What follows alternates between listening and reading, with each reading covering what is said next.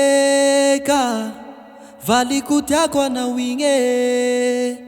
mamunungaiko. Heka valikutiakwa na winge mamunungaiko. Mipuliana moro kembakwe.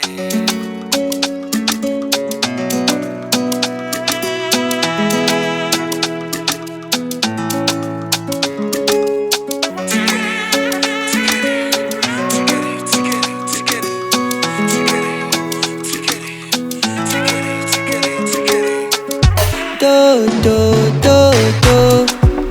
mami amtata kweta o umekale nefanya nauti eto valiko loso lua kwa tuam valike na vela na valiko shure na zao mangike la vicha na malazo lua kwa tuam valike na vela na valiko shure na zao mangike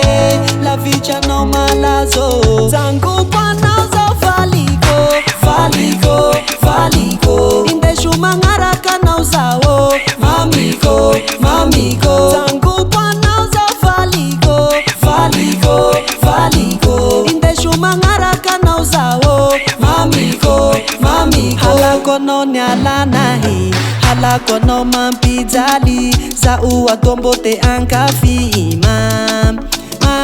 atakwa kurefumba ipudana na wati nasumeta no zambo ishishiki fitapa mekwa na wingi masheri mbalau wanau lua kwa tuam valike na vela na valiko shure na zao mangike la vicha na malazo lua kwa tuam valike na vela na valiko shure na zao mangike la vicha na malazo zangu